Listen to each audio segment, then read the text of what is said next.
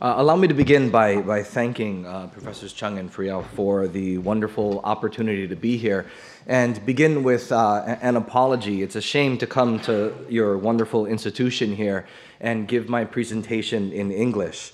The only thing more shameful is my French, so I won't bother you with that.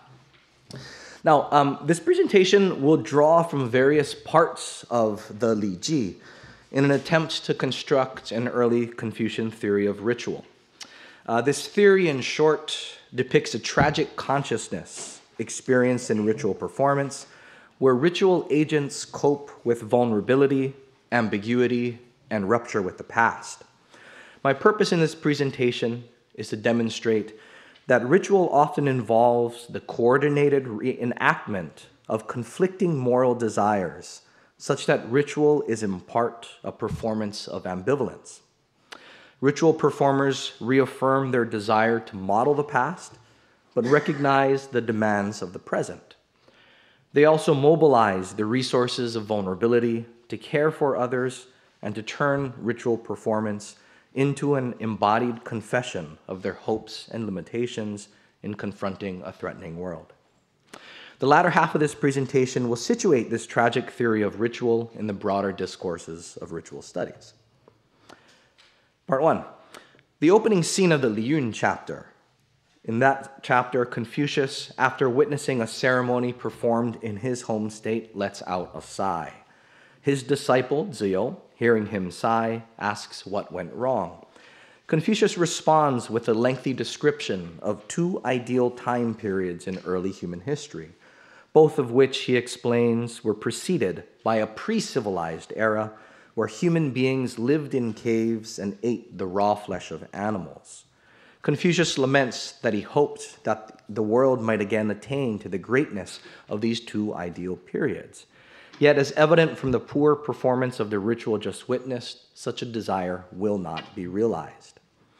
This opening scene, in general terms, provides a narrative for a tragic reading of early Confucian ritual. Confucius explains that in the earliest period of human history, humanity lived in uncivilized conditions. In this period, human beings did not know how to construct homes, cook food, or make clothing. And as such, human beings lived in caves, ate the raw flesh of animals, and wore the feathers of birds. Fortunately, sages appeared on the scene and taught people to build simple homes, to use fire in preparing food, and to spin hemp and silk. The sages also organized simple human relationships, such as parent in relation to child. This act of civilization, the Liu explains, marked the beginning of the ritual tradition. Society, meaning interpersonal relationships, material implements and structures, and institutions such as government, is built by the means of ritual practices. The Liu also goes on to report that as society became more complex, so did the ritual practices that supported it. Sometime after this period of savage conditions, the Liu contends, a fundamental shift occurred in the development of human civilization. While human beings originally lived in caves and drank the blood of animals, they came to live as one unit, treating everyone as family, living in simple homes, and cooking their food. In this era, which Confucius calls grand unity or datong, human civilization lived in accordance with the Great Way, the Da Dao. In the era of grand unity, humanity thrived in simple conditions. Later, however, in the era Confucius calls modest prosperity or xiaokang, human beings concerned themselves with more distinctions, such as distinctions between one's parents and the parents of other people, as well as the distinctions between the people of one's hometown and the people from other towns. The world, due to these distinctions, was no longer seen as one family, but the virtuous leaders of the time cultivated these distinctions in the form of a ritual tradition so that society continued in accordance with the Great Way. In conjunction with these social distinctions, the Liu explains, people in society were able to create more complex physical structures, such as moats and city walls, as well as more complex institutions that fostered the distinction between rulers and ministers, among others. In this age, human civilization thrived and attained a level of sophistication and prosperity that could not be attained to in the previous age. Yet in my reading of these passages, humanity also lost several things in this transition. For one, in the era of grand unity, ritual was simple and unadorned. It provided for basic needs such as food and shelter, and it fostered a minimal number of social relationships. It could not, however, bring about a prosperous world. Creating the conditions of prosperity entailed building on and in some regards deviating from the foundational acts of the sages. Because of this, ritual performers in later times are torn between a desire to maintain a strong connection with an ordered past and a desire to render ritual meaningful in a more complex present. This ambivalence, rooted in an awareness of the necessity of acting ritual and the necessity of varying from earlier tradition, is a key component of the tragic consciousness associated with ritual. Secondly, the formation of a ritual tradition also created ritual agents who saw themselves in more distinctive ways. People in the age of modest prosperity, according to the Liji, became self-interested and became capable of constructing alternative traditions that could compete with the ritual tradition.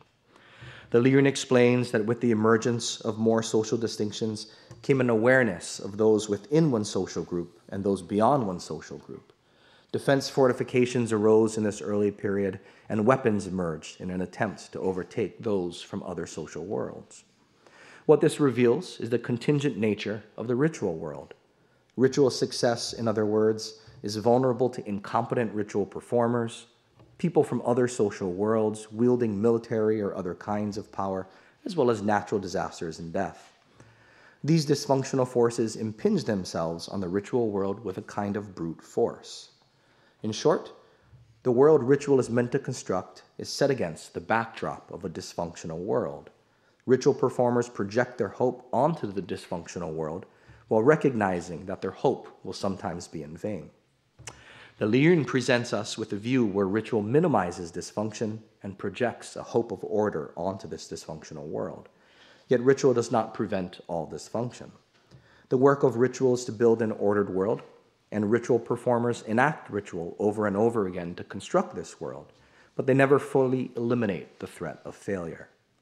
Ritual performance understood as world construction is therefore taken in a tensive sense. Said another way, the ritual world never fully becomes the only world that human beings experience. Rather, dysfunction continues to linger on the edges of society. Indeed, it seems that one of the messages that the Liji teaches its readers is that we human beings inhabit a world occasioned by both order and anarchy. Part 2, the mourning rites. The Liji contains many discussions of mourning rites. These rites, covered in nearly 2/3 of the chapters in the Liji, also highlight the tragic consciousness associated with ritual performance. Some of these rites include the calling back ceremony, where shortly after someone has died, a mourner climbs up to the roof to call the deceased spirit back to the body, as well as the practice of putting objects into the tomb of the deceased that do not quite work. Zithers, for instance, are placed in the grave, but their strings are not properly tuned. And this, the Liji tells its readers, is because the dead are no longer alive, yet, in its view, neither are they fully gone. The portion of the rites I would like to focus on begins after the calling back ceremony and before the burial.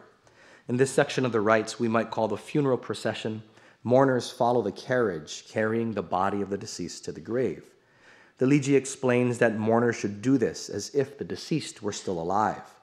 The Wensang chapter explains that mourners should follow the funeral procession to the grave as if they were trying to catch up to the person while still alive. And after not finding him, they are to return to his home, calling for him, hoping to find him there. When failing to find him at home, mourners exhaust their sorrow by wailing and shedding tears. The sorrow of losing a loved one reaches a heightened pitch as mourners fully confront the absence of the person.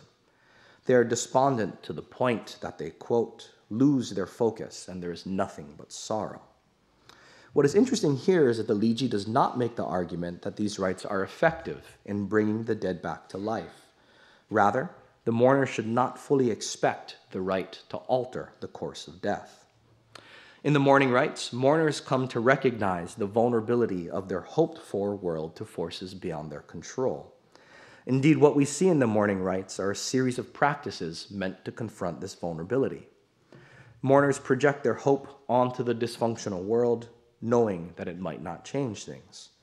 They perform the rites to demonstrate their awareness of the fragility of their social world. The mourning rites as such become a means of navigating the tension between the desired world and the dysfunctional world. They become a kind of performative therapy for dealing with dissonance. Following this view, ritual is done to display one's understanding that one's best efforts are often frustrated by the dysfunctional world, that people do in fact die, but if it were up to us, they would remain. The mourning rites are particularly apt for demonstrating this point. The death of others presents a kind of ambivalence for many human beings. Our desire to accept the finality of death conflicts with our hope for continuing a meaningful relationship with the deceased. Mourning rites as such become an important means of coping with ambivalence. They allow us to live in a world of hope and fear. The intrusion of the dysfunctional world into the social world becomes an occasion for the creation and performance of ritual. Yet ritual does not dissolve the tension between these worlds. Instead, it provides a way of navigating that tension. Part of what makes the world created by ritual meaningful is the possibility of intrusion. The dysfunctional world is dangerous, it kills indiscriminately and is savage. The vulnerability of the ritual world of dysfunction means that everyone living in the world of ritual lives with risk. Yet this risk itself partially renders life in the ritual world worthwhile. If relationships lasted forever, there are fewer reasons to cultivate relationships now. If ritual completely ordered the dysfunctional world, there are few reasons to transcend parochialism and the narrow confines of traditionalism. The threat of loss can lead to morbidity and depression, but it can also inspire the virtuous treatment of others. The possibility of impingement can lead to retrenchment and fundamentalism, but it can also prompt a healthy reappraisal of tradition. The uncertainty of the ritual world, in this sense, mobilizes the energies necessary for the appropriate treatment of others and for a reflective engagement with tradition. To draw a few larger conclusions, what we see in these parts of the Liji is that the kind of justification that ritual provides for its performance need not be about the eventual triumph of the ritual world. Rather, it can sometimes justify itself by providing a kind of honesty about the world. It reframes the world such that we learn to accept that there are things we do not know and powers that we cannot control. Ritual as such can be seen as an embodied confession of our own limitations. It's a way of enacting our vulnerability and coming to terms with uncertainty. Said more generally, the ritual world as a vulnerable world is a kind of evanescent domain where fragility serves as a motivating factor in the ongoing construction of society, and as grounds for the seriousness with which human beings might live their lives and reflect on themselves as well as their relationships with others. In the next portion of this presentation, I will briefly situate this tragic theory of ritual with two alternative theories that some contemporary scholars of religion use to conceptualize ritual. The first theory I cast in terms of correspondence. Ritual in this view is meant to shape reality, to correspond with a pre-existing ideal.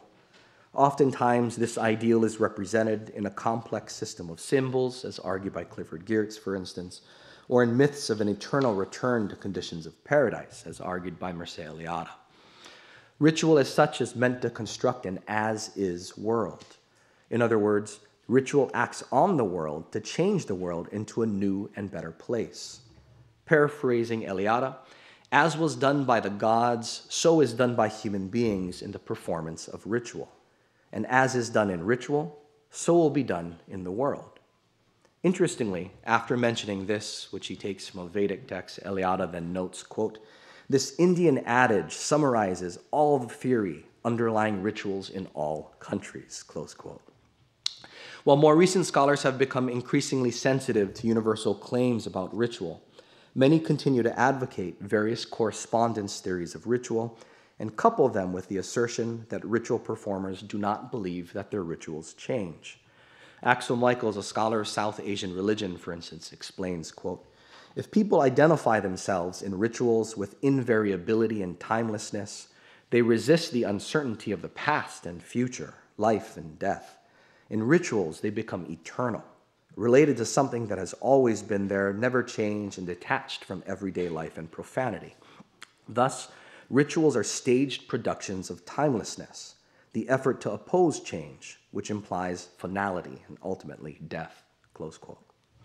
To briefly compare this theory of ritual with what I've described as a tragic theory of ritual, we see that in line with correspondence theories, this tragic theory does make an as-is claim. Ritual performers hope to order the dysfunctional world. On the other hand, this tragic theory of ritual recognizes that hope is not always reconcilable with experience, and that the ritual world is still a vulnerable world. Ritual, instead of simply attempting to create an as-is world, also creates a kind of as-if space where performers enact a therapy of honesty in confronting a bewildering world. In perhaps more sharp contrast with notions of changelessness, we see that this tragic theory of ritual does not argue that rituals should not change. Rather, early Confucians believed that even an idealized antiquity was insufficient for creating a prosperous present. Ritual performers build on, but also deviate from the foundational acts of the sages. Ritual change in this view must occur, but is always done ambivalently, with one eye on the past. The second theory of ritual that is worthy of attention comes from scholars such as J.Z. Smith and Adam Seligman. Both Smith and Seligman provide alternative accounts of ritual efficacy. Smith highlights the awareness among ritual performers of the disjuncture between the ritual world and the ordinary world, and Seligman explains how ritual creates a subjunctive reality. In his 1980 article, The Bare Facts of Ritual, Smith explains that, quote, ritual represents the creation of a controlled environment where the variables of ordinary life have been displaced, precisely because they are felt to be so overwhelmingly present and powerful. Ritual is a means of performing the way things ought to be, in conscious tension to the way things are, in such a way that this ritualized perfection is recollected in the ordinary, uncontrolled course of things, close quote. In Smith's view, ritual is not meant to act on ordinary life. Rather, ritual acts in opposition to ordinary life. Ritual agents perform ritual to demonstrate that they know what ought to have been done. The ritual agent, in other words, recognizes that ordinary life will not necessarily be influenced by the performance of ritual. Indeed, one of the reasons, according to Smith, the ritual agent performs ritual is to demonstrate this very fact. The Gnostic element of ritual performance is significant for Smith. In contrast to scholars described previously, Smith posits that ritual performers are aware of the disconnect between a ritual performance and ordinary life. He explains, for instance, that dramatizing the kill of the hunt in Siberian pre-hunting ceremonies is done to show that, quote, the hunter knows full well what ought to transpire if he were in control. The fact that the ceremony is held is eloquent testimony that the hunter knows full well that it will not transpire, that he is not in control, close quote. In Smith's view, the ritual performer is aware of the tenuous relationship between the ritualized hunt and the ordinary hunt, and is able to explain why he performs the ritual despite the rupture. Ritual, in short, does not manipulate the world. Rather, it, quote, expresses a realistic assessment of the fact that the world cannot be compelled, close quote. The strength of Smith's account is that it provides a non-correspondence theory of ritual efficacy from an emic perspective. Instead of depicting primitive actors unaware of the constraints of changing the ordinary world, the performers are depicted as rational agents acting out because of the constraints of the ordinary world. In Smith's view, ritual is done to demonstrate an awareness of these constraints and to serve as a focusing lens with which to view the ordinary world. Adam Seligman, Robert Weller, Michael Pewitt, and Bennett Simon, in their book entitled Ritual and Its Consequences, also put forth a similar theory of ritual efficacy. In their view, ritual creates an as-if or could-be world rather than an as-is world, as argued for in correspondence theories of ritual. According to this group of scholars, ritual works to build a subjunctive social world instead of what they call a sincere world, where authentic or real aspects of the self are sought and manifest in ritual. In other words, ritual creates a kind of illusory world where performers live as if they were living in a world of order. as opposed to actually creating a world rooted in some notion of an authentic self or an original tradition. Ritual as such frames the world for ritual performers so that the illusory world becomes a kind of reality, but the reality lasts only as long as performers adhere to the illusion. Similar to Smith, Seligman highlights the awareness that ritual performers have about the disjuncture between the subjunctive world and the real world. The subjunctive world, in the view of ritual performers, is the preferred world. It does not seek to transform the real world. Rather, it functions in opposition to the real world. In line with Seligman and Smith, this Confucian theory of ritual I have described can cast ritual in a subjunctive sense.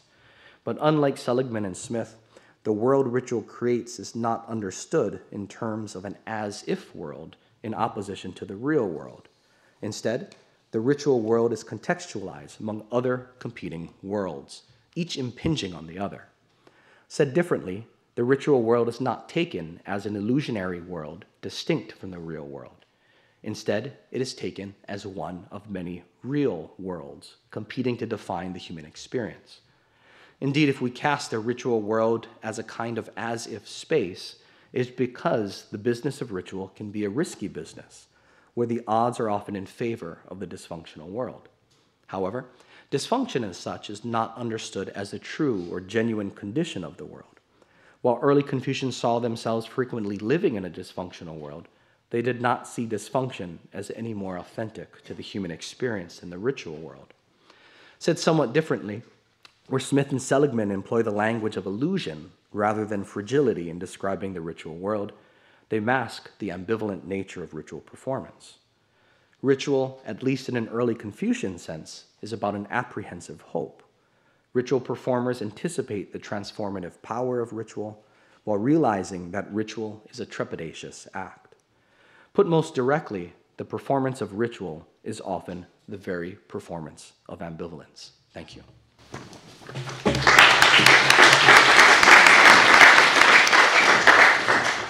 Well, thank you, Michael, for sticking to the 20 minutes. It's not a reproach to Gilles, but anyway, I have to be absolutely ruthless because otherwise, if we start, getting late, we're finished. I think we can thank our two first speakers for actually, let's say, launching the discussion, because this Chinese notion of li, of ritual or rites, is so massive. I mean, it appears to be massively present in the whole of Chinese civilization. But our two speakers have, from the very start, made us aware that actually this notion of li, you can only approach it in a way negatively, or by sort of, let's say, very subtle diagnosis. And I listened to Gilles Boileau's presentation as a sort of diagnosis on what li is supposed to mean, especially, I mean, through the negative markers like fei li ye, this is not li, this is improper, or wu li ye, I mean, there's no ritual here, and listening to Michael Ng, you have, from the very start, emphasized, you see, this vulnerability, fragility, dysfunctioning, the dysfunctioning of ritual. So we are very far here from the, let's say, defining, li as a massive norm. I mean, you both of you, I think, have done this very finely. I mean, sort of showing that li is sort of very moving and very fluctuant, sort of notion.